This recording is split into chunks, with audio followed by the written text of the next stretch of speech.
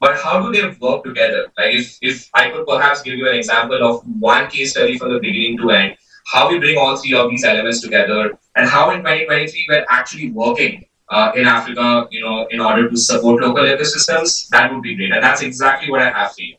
So I'm going to give an example of how we are building a policy assessment and tracking system in collaboration with one of our partners, which is Agra, right? So to start with, the first vertical, which is learning, what we did in order to build the system is that we brought almost a decade's worth of experience that we had on the field, working with actual farmers, value chain experts, nutritionists, and bringing all of those on-ground insights and data in order to really understand the problem that was happening, the problems that lay ripe as design opportunities when it came to the agriculture value chain, right? So the picture that you see here is from our school in Muranga County, the Impacted School of Agriculture and Sustainable Development. So we have been working on the ground, not just at our school, but also with actual smallholding farmers. And we brought in those insights to then work with Agra's leadership team to understand like how governments actually assess policies and what is the current tracking process, and to really try and understand how technology could be used to optimize all of that, because we do not believe in introducing technology for the sake of technology. We really want to first start by understanding the on-ground reality, bring in those insights, and then move towards innovation where we can work with the leadership team to understand what the policy assessment, implementation, and prioritization process looks like right now, like how is benchmarking done, how is monitoring and evaluation done, to see how technology could be used to tap into opportunities, that lie in the current process.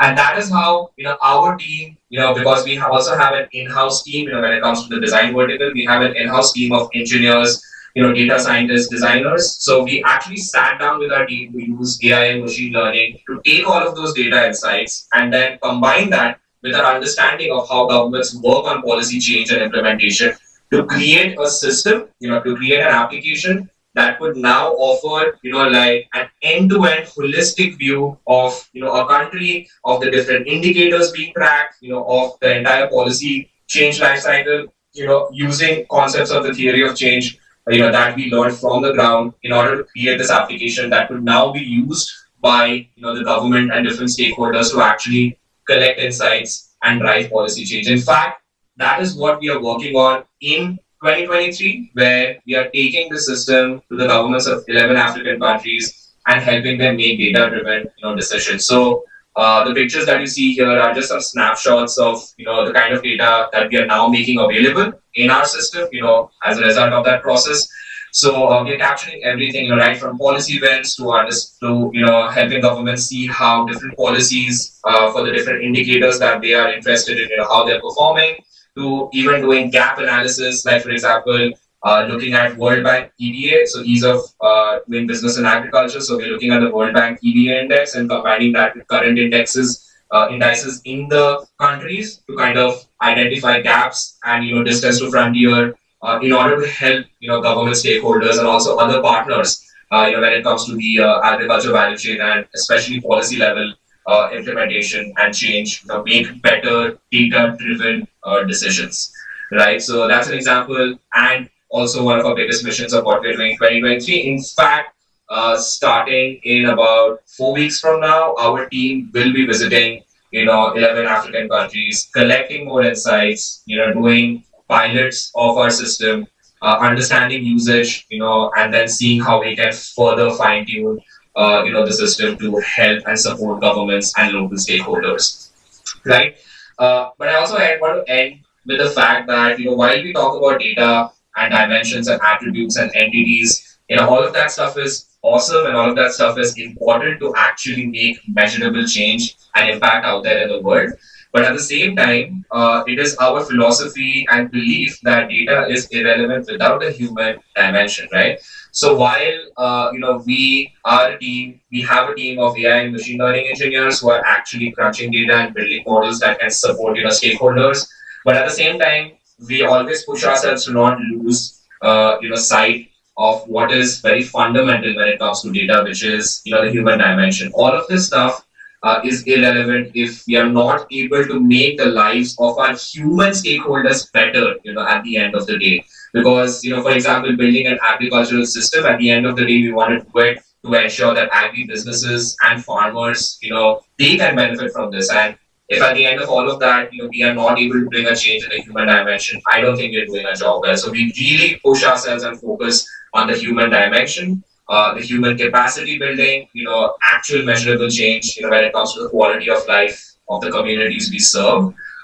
Which is why our focus, at the end of the day, is always human-centered design, and which is why this presentation was about human-centered data interventions, right? And I would like to stop right there. Thank you so much. I have my details up here on the slide. I would also like to thank our team, Kiran Guy, Ivan, and Derek, for supporting the work that we do in Africa.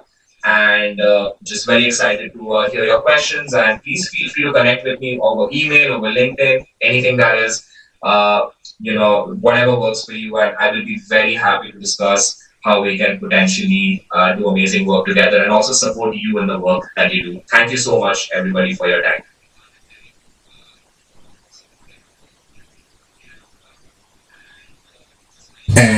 Rohan, and for the good work that you're doing.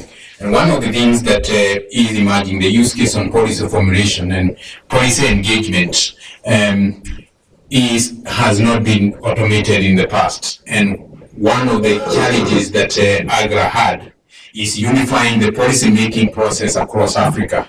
And so when we sat down with the Y Center, one of the institutions that works very closely with Gordon, our quest to them when the call was made by AGRA was, can you do something that helps unify the policy making process across Africa? And we put in a team like we are doing now, identifying the strengths of every of the organization that is sitting here. Gordon is actually always keen to look at what are the strengths that we can tap from an organization and work together in motivating change in the regions that endorse the Gordon agenda, in mainly in the South, because the West are very good in their own work.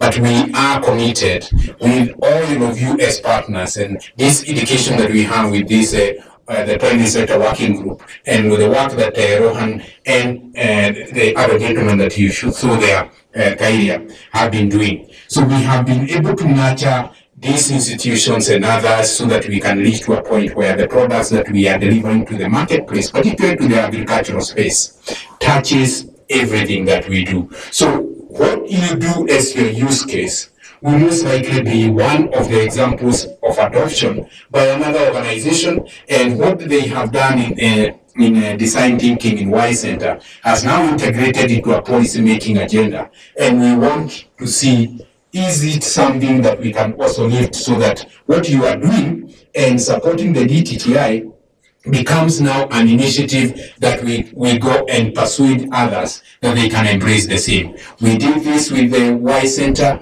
We are hoping that out of this, the working groups will be coming up with use cases that we can share and deepen the use of data and its application in people's lives. Thank you very much.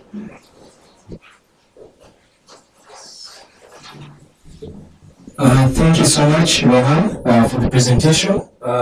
As was mentioned, they've been working in Kenya for quite a while. And some of the use cases we have are like Mr. Derek, who's in the room, who came up with a soil testing mechanism that tests in 15 seconds as opposed to 2 weeks, and which pretty much is compatible with less technical expertise. So it's good to know all these stories and all these cases. Much has been said, and it's a joy to have. We have at least about 54 organizations that are present in the room at the moment, and this is quite a number, and also considering that some were invited in the last minute and they were willing to be able to be part of this meeting. That's a great honor to have each and every one of you. And so as we take a break, because we'll take a 30-minute break, 11:30 we'll be back. The restrooms, we have restrooms outside on the left side. We do have some displays that have been set out on this other side. I know some organizations have put up some displays. So feel free to mingle. We have the banking industry, development industry, academia, research. So I think it's time for people to get to know each other for that 30 minutes. So I welcome you all to the tea break. Karibuni sana.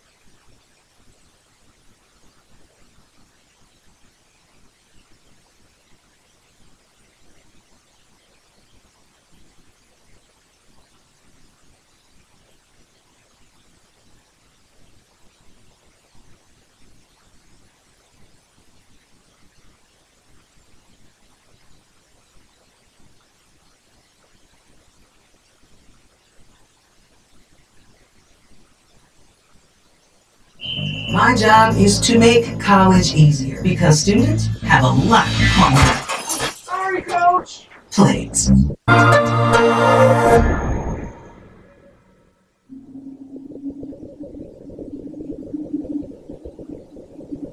In Kenya, 1 in 4 children suffers from chronic malnutrition.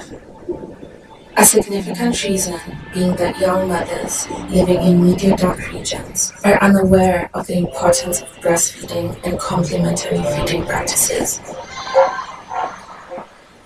Crucial in the first 24 months of their child's development. To make a difference, we needed to think differently about how we might counter this issue. Introducing lasso lessons. These women have a tradition of carrying their babies on their backs in slings made of distinct, vividly patterned cloth wraps known as lassos. We turned these lassos into lessons in postnatal nutritional care. They have created 3 unique lessons, one for each of the 3 stages of postnatal care. Designs themselves draw influence from traditional prints and patterns to drive relevance and comprehension.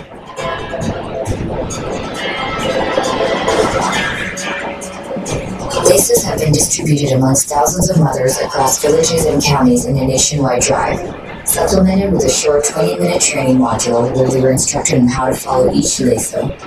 Lasso Lessons has received widespread support from government bodies, private institutions, and the press alike.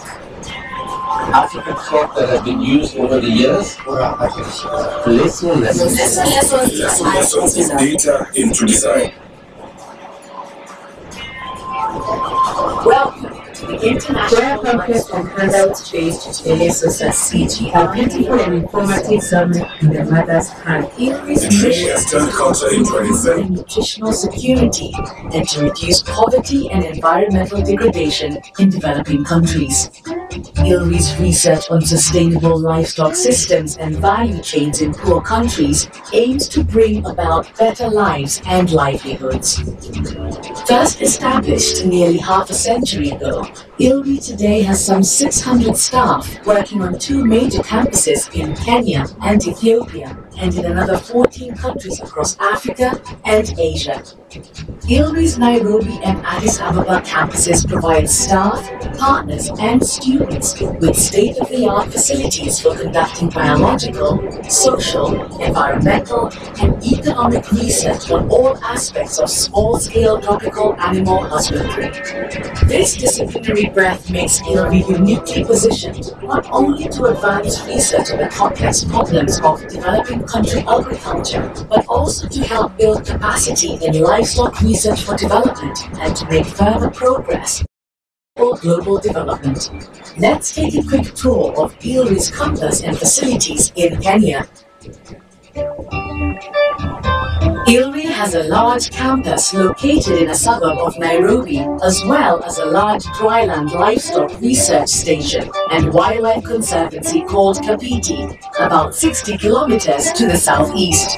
ILRI's Nairobi campus also hosts 3 other CGIAR centers, CGIAR hubs for biosciences, for antimicrobial resistance, and for One Health, as well as several international organizations. ILRI scientific and technical staff are developing and testing livestock vaccines and treatments to better control emerging and neglected livestock diseases in Africa, such as African swine fever and East Coast and Rift Valley fevers. They are investigating ways to improve the efficiency and productivity of smallholder farming and herding systems and determining optimal forages for farmers in different circumstances to grow. And they are determining ways to augment the environmental benefits and to mitigate the environmental costs of developing country livestock systems. Staff of ILRI's environmental Environmental Research and Educational Facility, Azedira Center, are working to understand, manage, and reduce the environmental footprint of small-scale livestock production systems in Africa. For example, using animal respiration chambers and other highly specialized infrastructure, ILRI has provided the first reliable assessments of greenhouse gas emissions from African livestock and will be able to help African countries track their progress toward meeting climate change targets. ILRI's biosciences laboratories support African and international scientists. These facilities include biosecure laboratories for research in genomics, bioinformatics, zoonotic diseases, nutrition analysis, tissue culture, vaccine development and diagnostics, containment facilities enabling safe genetic manipulation of plants and infectious materials, and long-term liquid nitrogen storage of biological materials such as blood, serum, and tissue of livestock and their pathogens. In all this research, ILRI focuses on mentoring the next generation of scientists and on building institutional as well as individual capacity to conduct similar livestock-related research in the National Agricultural Research Institutions of Africa and Asia. ILRI's Kenyan facilities, staff and partners are important research assets for Kenya and the wider African and global scientific communities. These scientists are helping people around the world to transform their livestock-based livelihoods and climb out of poverty, hunger, and environmental degradation. Thanks for taking the tour.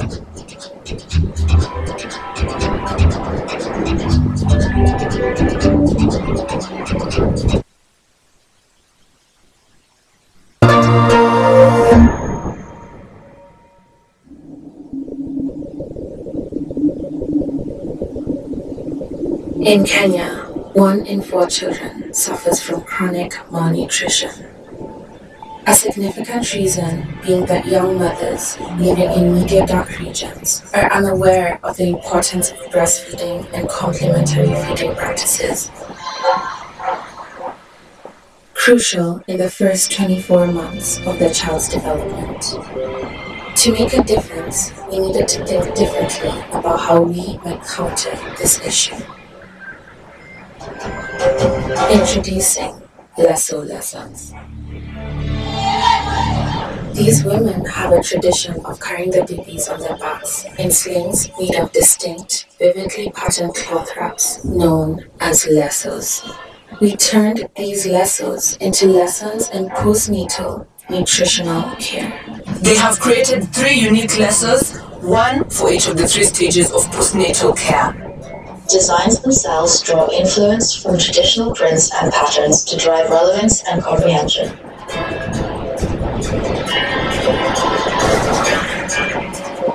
Laces have been distributed amongst thousands of mothers across villages and counties in a nationwide drive, supplemented with a short 20-minute training module where they were instructed on how to follow each lasso. Lasso Lessons has received widespread support from government bodies, private institutions, and the press alike. African cloth that has been used over the years. Placement lessons. Lessons of data into design.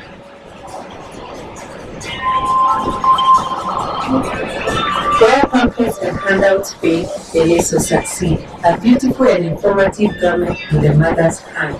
It really has turned culture into an incentive, serving as a daily reminder for young mothers to ultimately raise healthier children. Imenisaidia kufanya kazi vyema zaidi na kuwa mama bora zaidi. The initiative is now being scaled up to reach and educate mothers in media-dark areas across East Africa. Lasso Lessons, turning tradition into lessons in motherhood.